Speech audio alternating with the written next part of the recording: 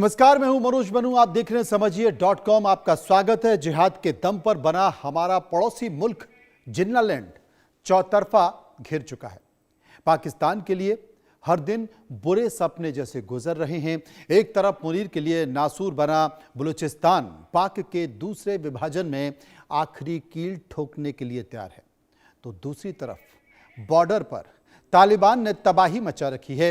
आलम यह है कि 6 महीने के भीतर डुरंट लाइन पर दूसरी बार पाकिस्तान और अफगानिस्तान आमने सामने है। एक बार तालिबान ने जमकर तांडव किया, मुनीर की आर्मी के छुपने के लिए कोई जगह नहीं मिली।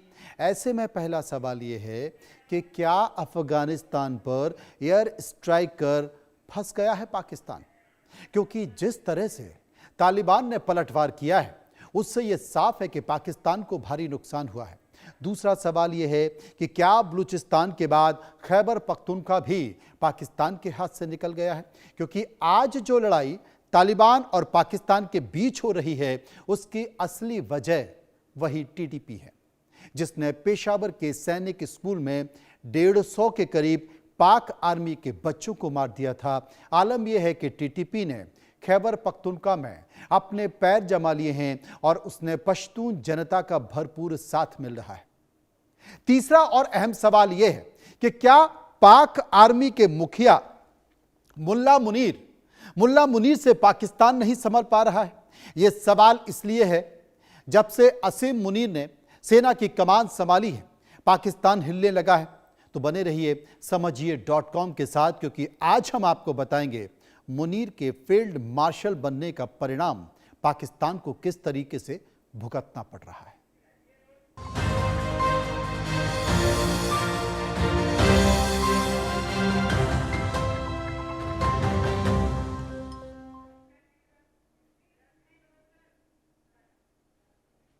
अब खबर क्या है? तालिबान ने पाकिस्तान पर पलटवार किया है, पाकिस्तान के एयर स्ट्राइक का बदला लिया है।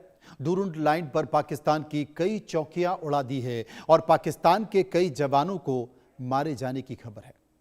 तालिबानी हमले के दौरान कई चौकियां छोड़कर भागे पाक सैनिक, क्योंकि तालिबान के सामने मुनीर सेना का सरेंडर दिखाई दे रहा है। पाकिस्तान ने 22 फरवरी को अफगानिस्तान पर एयर स्ट्राइक की थी।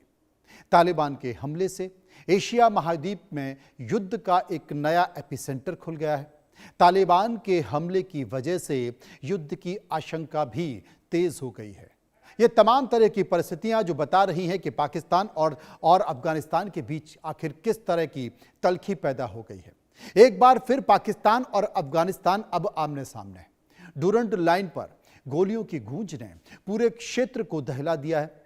दावा यह है कि अफगान बलों ने जवाबी कार्रवाई करते हुए पाकिस्तानी चौकियों को निशाना बनाया और कई ठिकानों को नुकसान पहुंचा दिया है। यह सब उस एयर स्ट्राइक के बाद हुआ जिसे इस्लामाबाद ने टीटीपी के ठिकानों पर कार्रवाई बताया था, लेकिन काबुल का आरोप है कि बमबारी रिहायशी इलाकों में हुई है। बताया यह भी जा रहा है कि नगरहार प्रांत के नाजियान और डरबाबा इलाके के पास सीमा रेखा पर भारी गोलाबारी हुई है, जिसमें अफगान बलों ने कई पाकिस्तानी पोस्ट को उड़ा दिया है। इस कार्रवाई को हालिया बमबारी का पलटवार माना जा रहा है। स्थानीय स्रोतों का यह कहना है कि सीमावर्ती गांव में दहशत फैल गई है और लोग सुरक्षित स्थान की ओर भाग रहे हैं। हालांकि किसी भी पक्ष ने आधिकारिक तौर पर नुकसान के आंकड़े जारी नहीं किए हैं। जैसा कि मैंने बताया कि तनाव की जड़ में इसी रविवार तड़के हुए स्ट्राइक को माना जा रहा है। पाकिस्तान ने यह दावा किया है कि उसने टीटीपी के ठिकानों को निशाना बनाया, जिन्हें वो अपने भीतर हमलों के लिए जिम्मेदार ठहराता है। दूसरी ओर अफगान प्रशासन ने आरोप लगाया है कि हमले आबादी वाले क्षेत्रों में हुए हैं, जिनमें महिलाएं और बच्चों की मौत हुई है। इन आरोप प्रत्यारोप के बीच कूटनीतिक बयानबाजी भी तेज हो गई है। दोनों देशों की सीमाओं पर अतिरिक्त बल तैनात किए जाने की खबर है, जिससे हालात और संवेदनशील हो गए हैं। पिछले साल भी दोनों पड़ोसियों के बीच कई बार तनाव चरम पर पहुंचा था। तब अंतर्राष्ट्रीय मध्यस्थता के बाद संघर्ष विराम पर सहमति बनी थी। मौजूदा घटनाक्रम ने फिर से वही आशंकाएं जगा दी हैं। एक्सपर्ट का यह मानना है कि अगर संवाद की राह नहीं अपनाई गई तो हालात तेजी से बिगड़ सकते हैं। सीमा पार उग्रवाद, जवाबी कार्रवाई और राजनीतिक अविश्वास का यह चक्र लंबे समय से चला आ रहा है। फिलहाल क्षेत्रीय और वैश्विक समुदाय की नजर इस टकराव पर टिकी है। दरअसल डुरुंट लाइन पर ताजा घटनाएं संकेत दे रही हैं कि दोनों देशों के रिश्ते फिर से नाजुक मोड़ पर हैं। सीमित सैन्य कार्रवाई कब व्यापक संघर्ष में बदल जाए, इसका अंदाजा लगाना मुश्किल है। ऐसे में संयम और संवाद ही एकमात्र रास्ता है। नागरिकों की सुरक्षा, क्षेत्रीय शांति और आतंकवाद से निपटने की रणनीति, इन सब के बीच संतुलन बनाना चुनौती है। सवाल बड़ा यह है कि क्या यह सीमित झड़प है या फिर एक बड़े टकराव की भूमिका। सरहद पर बढ़ती आक्रामकता पूरे दक्षिण एशिया की स्थिरता को चुनौती दे रही है और वो और खतरनाक होती जा रही है। सवाल यह नहीं है कि क्या स्थिति होगी, सवाल यह है कि जब दोनों के बीच घमासान होगा तो दक्षिण एशिया पर इसका असर क्या पड़ेगा। अब जरा जान लेते हैं कि तालिबान के पलटवार के बाद हुआ क्या। तालिबान का जो पलटवार है पाकिस्तान में, उसके बाद हाहाकार मचा हुआ है। उरगा बॉर्डर पर पाक चौकी को भारी नुकसान पहुंच रहा है। 5 सीमाई इलाकों में एक साथ झड़पें देखी जा रही हैं। आर्टिलरी, गोराबारी और कई पोस्ट तबाह कर दिए गए हैं। जो खेल है वो खेल सेक्टर में पाक के कई सैनिक मारे गए हैं। बरगा और शाहकोट में बंकर क्षतिग्रस्त कर दिए गए हैं। लंदी कोटल में सैन्य हलचल तेज हो गई है। दहशत का माहौल है। पाक सैनिक अग्रिम चौकियों से अस्थायी तौर पर पीछे हट गए हैं। संचार तंत्र और सप्लाई लाइन प्रभावित हुई है। पाकिस्तान ने जवाबी कार्रवाई करने का ऐलान कर दिया है। हालात तनावपूर्ण, संघर्ष और बढ़ने की आशंका के बने हुए हैं। अब 22 फरवरी को क्या हुआ? दरअसल 22 फरवरी की रविवार तड़के पाकिस्तान ने अफगानिस्तान के ऊपर एयर स्ट्राइक कर दी थी। इस्लामाबाद का यह दावा है कि हमले सीमा पार आतंकवाद को रोकने के लिए हमने किए हैं। पाकिस्तान सेना ने अफगानिस्तान के पक्तिका प्रांत के बरमल और उर्गुन जिलों के साथ साथ नंगरहार प्रांत के खोगियानी, बहसूद और गनी खेल जिलों को निशाना बनाया। जबकि नंगरहार प्रांत की पुलिस के अनुसार एक हमले के में एक घर भी निशाना बना, जहां पर 23 लोग मलबे में दफन हो गए, दब गए। दावा है कि एक ही परिवार के 19 लोगों की मौत हो गई। पाकिस्तान के इस हमले में मासूम बच्चों की भी जान चली गई। पाकिस्तान ने 84 लोगों के मारे जाने का दावा किया, जबकि मौत का आंकड़ा काफी ज्यादा था, करीब 100 के आसपास था। आप मौतों की संख्या का अंदाजा इस बात से लगा सकते हैं कि शवों को दफनाने के लिए जेसीबी मशीन बुलानी पड़ी। ये तस्वीरें उसी की हैं जो आप अपने टीवी स्क्रीन पर देख रहे हैं। इसी बर्बरता का बदला अब तालिबान ने ले लिया है। सोचिए कि वो पाकिस्तान जिसके अंदर आतंकवाद की फैक्ट्री चल रही है। पाकिस्तान में आतंकवाद को उद्योग के तौर पर आगे बढ़ाया जाता है। आतंकी एक्सपोर्ट किए जाते हैं। वो आतंकवाद पर हमले की बात कर रहा है। आखिर कैसे कर सकता है पाकिस्तान? वो तो आतंकवादियों की खेती करता है और अपने पड़ोसियों के यहां पर भेजता है। वो आखिर आतंकवाद की बात कैसे कर सकता है?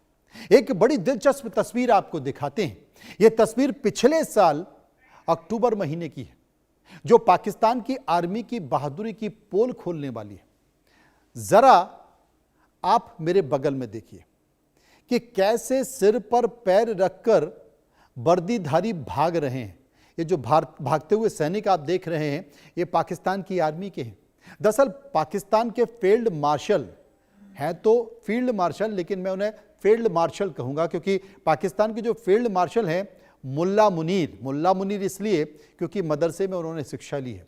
वो आर्मी के मुखिया हैं, जिसके बहादुरी के किस्से आसिम मुसी हमेशा सुनाते रहते हैं।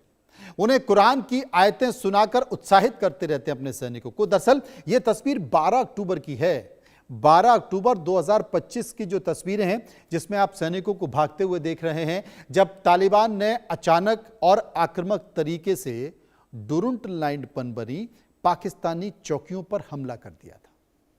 हमला इतना ज्यादा तेज और सटीक था कि पाकिस्तानी फौज उससे लोहा लेने की बजाय भागते हुए दिखाई दिए। अब तक करीब 100 से ज्यादा पाकिस्तान के सैनिक मारे गए हैं इस हमले में। तब पाकिस्तान की सेना में भगदड़ मच गई थी और पाकिस्तान आर्मी के जवान दुम दबाकर भाग गए थे। इस तरह करीब 12 अक्टूबर की तारीख पाकिस्तानी सेना के ताबूत में आखिरी कील थी। यह वीडियो पाकिस्तान की आतंकी सेना को शर्मसार करता है, जो बड़ी बड़ी बातें करता है, लेकिन देखिए एक अफगानिस्तान के लोगों ने जब हमला किया तो किस तरीके से दुम दबा के वो भागते हुए नजर आए। असल में जिस टीटीपी के बहाने पाकिस्तान के अफगानिस्तान पर हमला किया गया उसके बारे में भी जानना जरूरी है। दरअसल टीटीपी पाकिस्तान की तालिबान के साथ धोखेबाजी और गद्दारी का परिणाम है। साल 2001 में पाकिस्तान का अमेरिका के साथ देने इसके जन्म की मुख्य वजह है।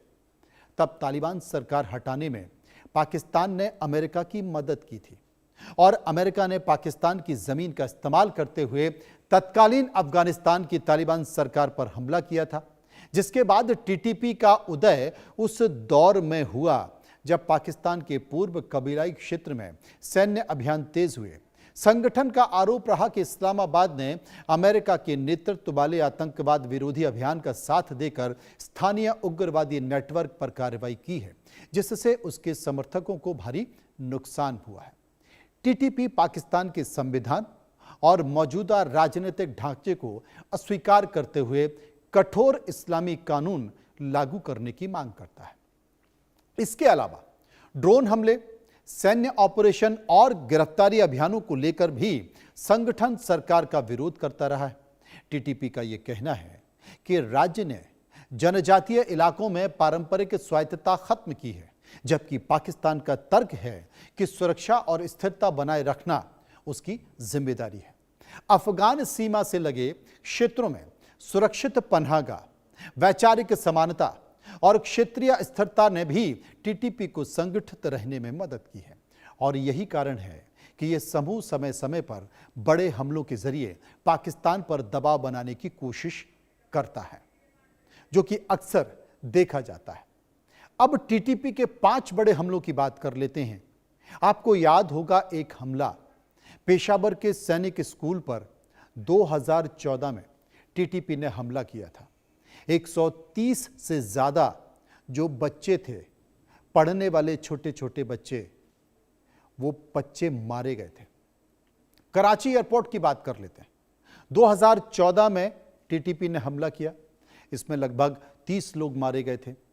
वहीं लाहौर ईस्टर पार्क ब्लास्ट हुआ था 2016 में, 70 से ज्यादा लोगों की मौत वहां पर हो गई थी। पेशावर पुलिस लाइन मस्जिद में आपको याद होगा 2023 में धमाका हुआ था, 80 से ज्यादा लोग वहां पर मारे गए थे। वहीं बन्नू सुरक्षा ठिकानों पर भी कई दर्जन हमले कर चुके हैं टीटीपी के जवान और कई सारे सुरक्षाकर्मी वहां पर मारे गए हैं, हताहत हुए हैं। और एक और हमला जो कि 2025 का हमने आपको बताया था, जिसमें पाकिस्तान के सैनिक भागते हुए देखे गए, वहां भी जो खबर आ रही है उसमें यह कहा जा रहा है कि करीब 100 से ज्यादा पाकिस्तान के सैनिक मारे गए। अब आते हैं तालिबान और पाकिस्तान के बीच जो संभावित भीषण युद्ध है उसकी चर्चा कर लेते हैं। असल में दुनिया में यह चर्चा का विषय है कि अगर पाकिस्तान और तालिबान एक दूसरे से युद्ध लड़ते हैं तब होगा क्या, इसकी सेना किस पर भारी पड़ेगी। ऐसे में पाकिस्तान के सामने कितना ताकतवर है तालिबान, इसको भी जानना जरूरी है, क्योंकि किसके पास कौन से हथियार हैं और कितना घातक है वो हथियार जो युद्ध के वक्त गेम चेंजर हो सकता है, यह जानना बहुत जरूरी है। पाकिस्तान की बात कर लेते हैं। असल में पाकिस्तान की तुलना में तालिबान कितना ताकतवर है। पाकिस्तान और अफगानिस्तान के बीच जो तनाव है तब और बढ़ जाता है जब पाकिस्तान ने यह दावा किया कि उसने अफगानिस्तान इलाके में कथित मिलिटेंट बेस पर बॉर्डर पर एयर स्ट्राइक की। इस्लामाबाद का ऐसा कहना है कि अफगानिस्तान से ऑपरेट करने वाले हथियारबंद ग्रुप उसकी जमीन पर हाल के कई हमलों के पीछे थे। जैसे जैसे हालात बिगड़ रहे हैं, सबसे बड़ा सवाल यह पूछा जा रहा है कि पाकिस्तान की तुलना में तालिबान आखिर कितना ताकतवर है। इसकी चर्चा कर लेते हैं, इस सवाल का जवाब जान लेते हैं। असल में पाकिस्तान और तालिबान की ताकत क्या है? पाकिस्तान और तालिबान की तुलना करते समय एक स्ट्रक्चर्ड न्यूक्लियर आर्म्ड स्टेट और एक विद्रोही मूवमेंट से बने शासन के बीच का अंतर है। इस्लामाबाद से चलने वाला पाकिस्तान दुनिया के सबसे ऑर्गेनाइज्ड सेनाओं में से एक है।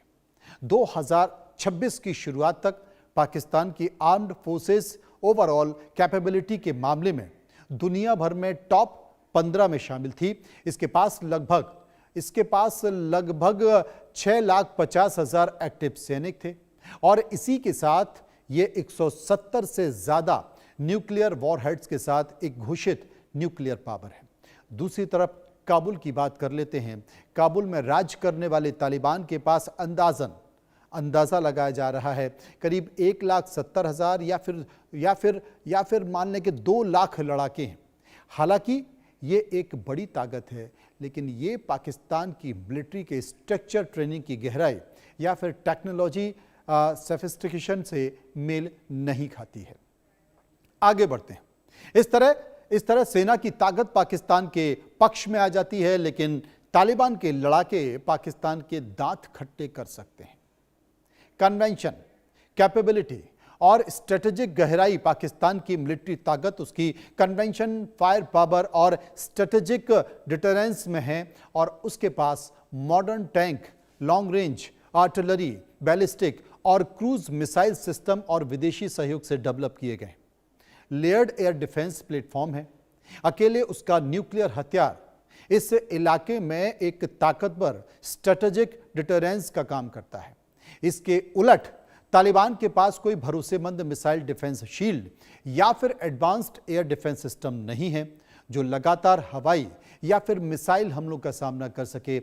उसके पास पाकिस्तान के हथियारों के जखीरे जितनी लॉन्ग रेंज स्ट्राइक कैपेबिलिटी नहीं है, लेकिन तालिबान के पास भारी डिफेंस सिस्टम की जो कमी है उसे वो मोबिलिटी इलाके के फायदे और दशकों से चल रही विद्रोही लड़ाइयों से सीखी गई अलग अलग टैक्टिक्स को पूरा करने की कोशिश करता है, जिसे गोरिल्ला वॉरफेयर भी कहा जाता है।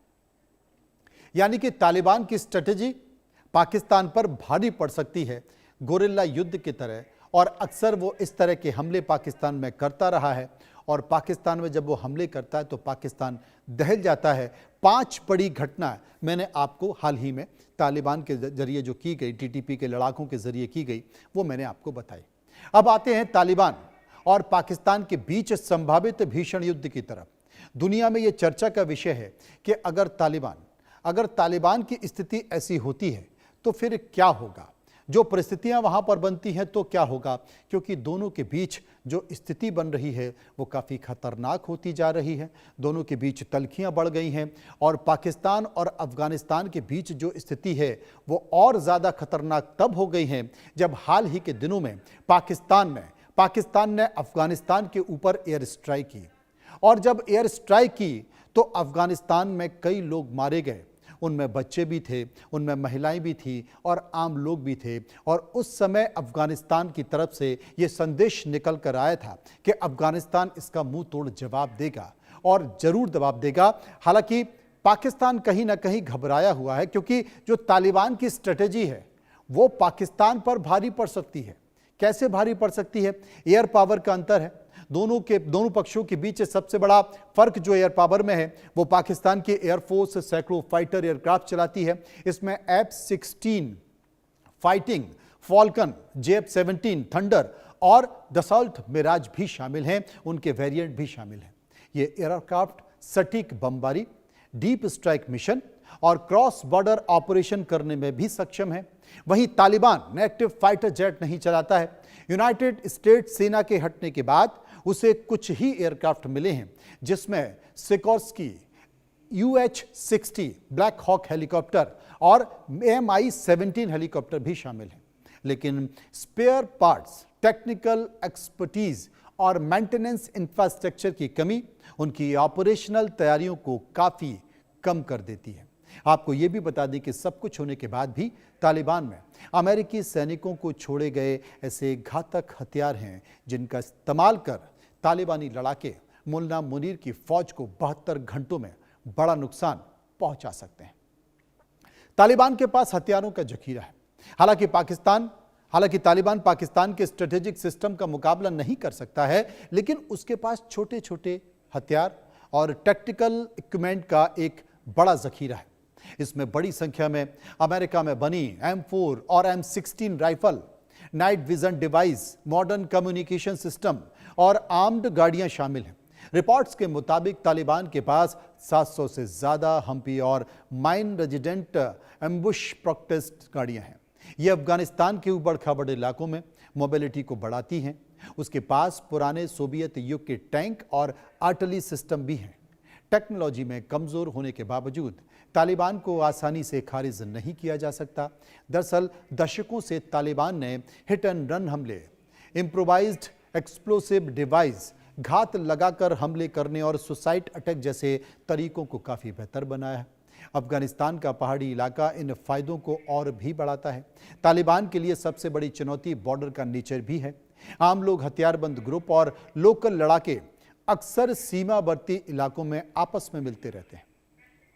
इससे बिना किसी परेशानी के जो स्थिति है वो देखी जाती है, लेकिन कन्वेंशन कैपेबिलिटी के साथ साथ जो स्थिति पाकिस्तान की बनी हुई है वो स्थिति कुछ ऐसी है जिसमें साफ दिखाई देता है कि पाकिस्तान और तालिबान के बीच जो ताकत है उसमें बड़ा सवाल है कि दोनों के बीच जो रक्षा बजट है वो कितना है। एक तरफ परमाणु शक्ति से लैस पाकिस्तान, दूसरी तरफ सीमित संसाधनों वाला तालिबान शासन। आंकड़े बताते हैं कि दोनों की आर्थिक सैन्य क्षमता में जमीन आसमान का अंतर है।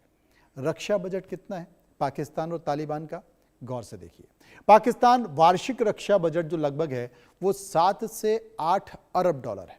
जीडीपी का एक बड़ा हिस्सा पाकिस्तान रक्षा पर खर्च करता है, जिसमें थल सेना, वायुसेना और जल सेना, जिसमें परमाणु क्षमता भी शामिल है, उसमें भी निवेश किया गया है। तालिबान के आधिकारिक रक्षा बजट अभी तक सार्वजनिक तौर पर स्पष्ट तो नहीं है, लेकिन एक अनुमान है कि 1 से 2 अरब डॉलर के बीच ही है, यानी कि सीमित संसाधन है। मुख्यतः आंतरिक सुरक्षा और लड़ाकू संरचना पर खर्च किया जाता है। कुल मिलाकर दोनों देशों का जो रक्षा बजट है, अगर वो रुपयों में देखें तो पाकिस्तान में करीब 79 करोड़ रुपए, 79 हजार करोड़ रुपए का रक्षा बजट है जो पाकिस्तान खर्च करता है। और अफगानिस्तान कितना करता है? मात्र महज 3000 करोड़ रुपए अपने रक्षा बजट पर खर्च करता है। तो स्वाभाविक तौर पर यहां पर पाकिस्तान भारी पड़ेगा और इसीलिए पाकिस्तान ने एक धमकी दिखाई है, एक उपस्थिति दर्ज की है जो उसने अफगानिस्तान पर एयर स्ट्राइक के तौर पर दर्ज की थी। असल में पाकिस्तान ने अफगानिस्तान पर हवाई हमले तो किए, अब जबकि तालिबान का पलटवार भी दिखा दिया है, तब युद्ध जैसे हालात नजर आ रहे हैं। लेकिन इससे भी बड़ा संकट पाकिस्तान पर आने वाला है और वो है महंगाई की मार। कहा जा रहा है कि हालत और ख़राब हो रहे हैं। अगर तालिबान की सरकार ने अफगानिस्तान से पाकिस्तान में आने वाली सब्जियों का और अन्य दूसरे सामानों के ट्रक भी रोक दिए तो पाकिस्तान की स्थिति खराब हो सकती है। वहाँ पर रमज़ान का महीना मुश्किलों भरा हो सकता है, वो ईद कैसे मनाएंगे, ये तमाम सारी परिस्थितियाँ हैं। लेकिन पाकिस्तान पूरे साल में अफगानिस्तान से करीब 990 करोड़ का सामान आयात करता है। इनमें 832 करोड़ रुपए की प्याज है, 468 करोड़ रुपए के अंगूर हैं और 387 करोड़ के टमाटर भी हैं।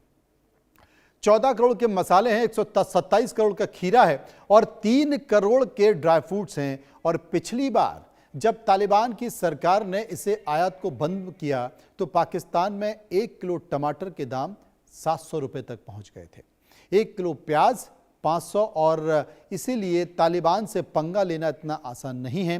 पाकिस्तान की मुश्किलें यहाँ पर बढ़ सकती हैं, लेकिन इन सब के बावजूद भी पाकिस्तान ने एक कड़ा और सख्त संदेश तो तालिबान को दे दिया है। तालिबान को ये सख्त संदेश इसलिए भी दिया क्योंकि जिस तरीके से टीटीपी लगातार धमके कर रहा है और हमले कर रहा है, वो हमले पाकिस्तान उससे परेशान था। इसलिए अफगानिस्तान पर एयर स्ट्राइक करके ये पाकिस्तान ने बता दिया है कि अपनी हद में रहो, वरना हालात इससे भी ज़्यादा खराब